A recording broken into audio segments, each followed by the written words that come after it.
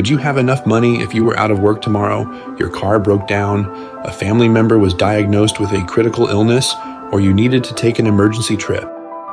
Crises are frequently unexpected, and we will almost certainly meet several impasses during our lives. That is why it is critical to have an emergency fund that may act as a lifeline.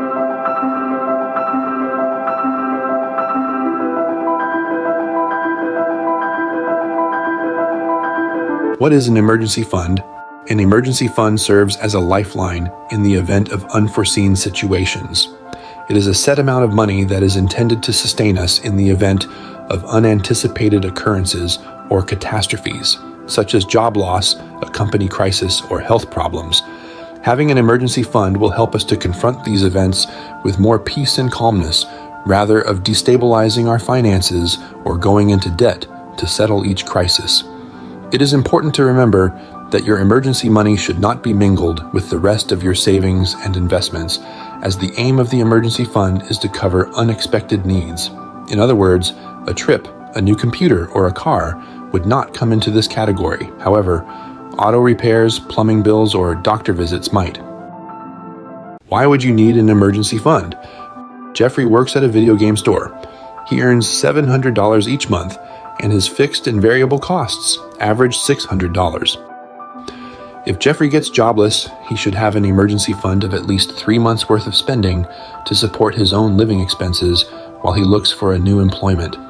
Otherwise, he would have to borrow money from family members or take out a bank loan to pay his payments and survive. We all require a financial cushion, a lifeline that will come in useful and keep us from making mistakes like falling into debt and all the hazards that come with it, such as paying excessive interest or having to refinance. An emergency fund may be viewed as a self-built shelter that protects you from storms and disasters that may occur around you, providing you with the security you require to deal with various scenarios that may arise. How much money do we need in my emergency fund? To determine how much money you need, bear in mind that the more you spend each month, the larger your emergency fund should be. You should save enough money for your emergency fund to cover 3 to 6 months of monthly spending. If you have a family, your emergency fund should be 3 to 6 times the amount of monthly costs incurred by the entire family. Obviously, if you share these expenditures, the fund should be collectively developed by those in charge of the family. Another successful but more conservative approach is to save not just enough to meet your basic needs, but if possible, to have an emergency reserve equal to your whole salary for 6 months. This will provide you even more liberty and a wider range of options for getting out of any uncomfortable scenario.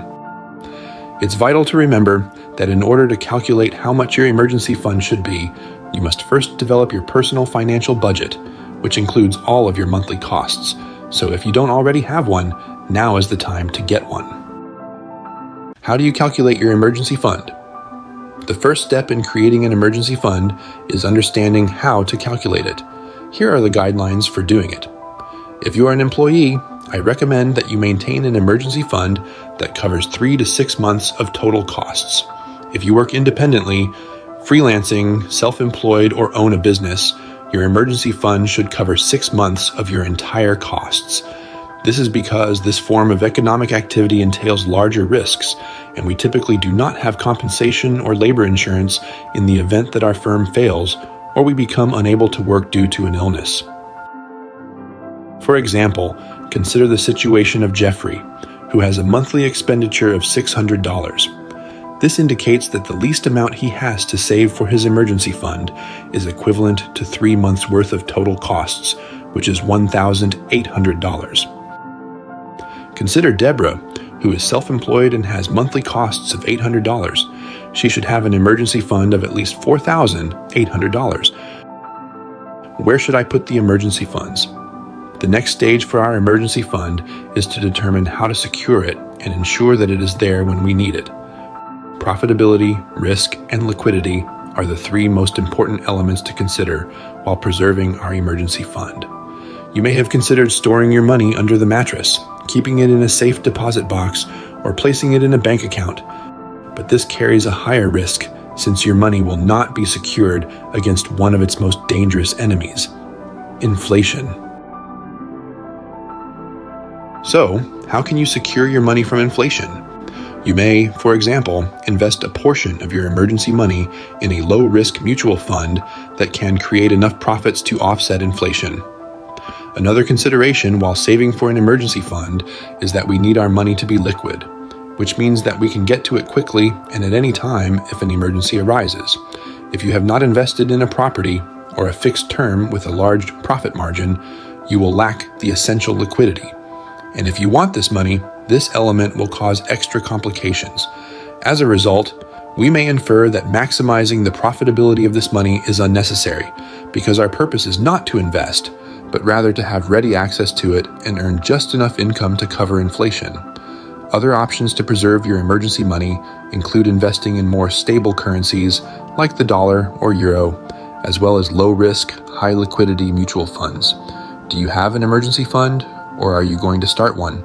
Let us know in the comments, and remember that if you have any questions, we are happy to help. Don't forget to share it with your friends to assist them in their financial education. If you like the video, please like it, subscribe, and turn on the notification bell so that YouTube tells you when we add new stuff. See you in the next video.